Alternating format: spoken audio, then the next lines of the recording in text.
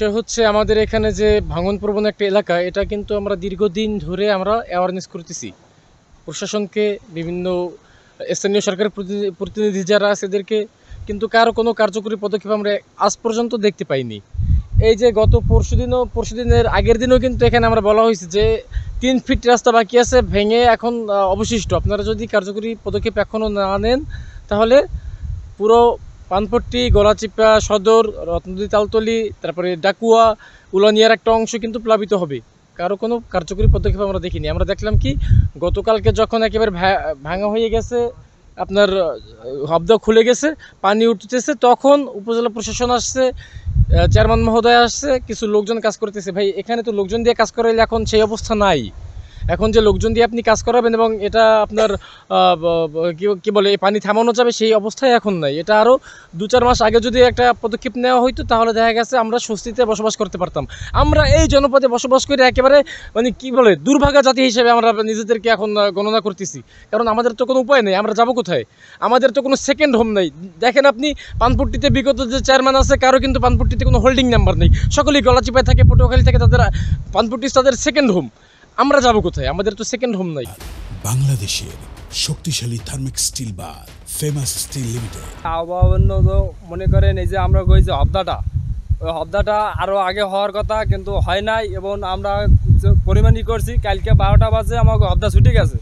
ছুটে যাওয়ার পর আমরা এই জায়গায় কাজবাজ করছি, কাজবাজ করে হবদাটা ওই জায়গায় আটকাইছি। মানুষের এই যে আমাকে এই গলাচিপা ইউনিয়ন সব এই পৌরসভাটা একবারে সবই তলায় যেতে আমাকে এই হবদাটা একবারে বাইন্ধে দেওয়ার কথা ছিল, কিন্তু তারা বাঁধেন। আমাদের এই ভেরিবারটি আগেও মানে এখানে ঝুঁকিপূর্ণ ছিল, তারপর এবারকার এই যে এটা ছুটে গেছে।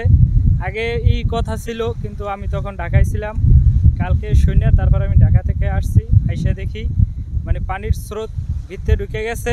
ঢোকার পরে আমার বাড়ির পাশে এই জায়গায় মানে পানি ঢোকার পরে আমরা সবাই মিলে এই জায়গায় মাটি ফেলাইছি।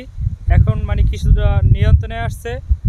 এখন আর কি এটা আর কি অনেক আগেই কাজ করার কথা ছিল, কিন্তু এরা করতেছে না।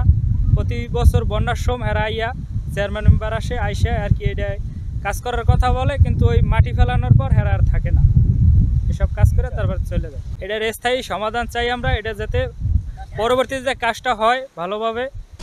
ওই দিন দিন 11টার পর হইতেই জ্বর শুরু হয়েছে, তখন আমরা দৌড়ে আইছি, আইয়ে দেই যে মাটি হিন্দে পড়তে আছে। আমরা পাশে কোনো কিছু লোকেরা হিন্দা মানে দেওয়ার জন্য চেষ্টা করছি, কিন্তু মাটি রাখতে পারিনি। তারপর না রাখার কারণে তারপর পরে আশপাশের কিছু লোক আইসে হেরাও খুব দাফাদাফি করছে।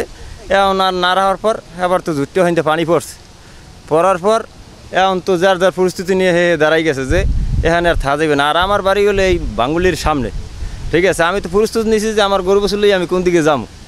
তারপর গরু বছর তারপর সরাইয়ে ফিরে আবার আইসি, আই দিয়ে পানি একসে পড়তে আছে। পরে পাশাপাশি লোক আইয়া এরাও দাফাদাফি করিয়া মানে ওখানে মাড়ি দেওয়ার লেগে চেষ্টা করছে, কিন্তু রাখতে নাই, ওখান দিয়ে ছুটে গেছে। ছুটে যাওয়ার পর পরে বিকেলে আবার চেয়ারম্যান টেয়ারম্যান আই এরা মোটামুটি একটা ওই সালা টালা দিয়ে মোটামুটি মাড়ি দেওয়ার একটা ব্যবস্থা নিয়েছে। এইবারেই কমছে আর কি। আমাকে এই যে বেরিবাদ ভাঙ্গে গেছে, এখন তো আমরা মনে করেন আতঙ্কের ভিতরে থাকি। রাত্রে কোন সময় কি পানি ওঠে, বাচ্চা কাচ্চা নিয়ে একটা ভয় না শরীরের ভিতরে। তারপরে কারেন্ট থাকে না, আজকে 3 দিন হয়েছে কারেন্ট নাই, আমরা কোনো জায়গায় যোগাযোগ করতে পারি না, এমনকি নেটও বন্ধ করে রাখি, নেটও থাকে না, কারেন্টের সাথে সাথে নেট থাকে না। তারপর ফ্রিজে যেগুলো আছে সবই তো নষ্ট হয়ে যাইতে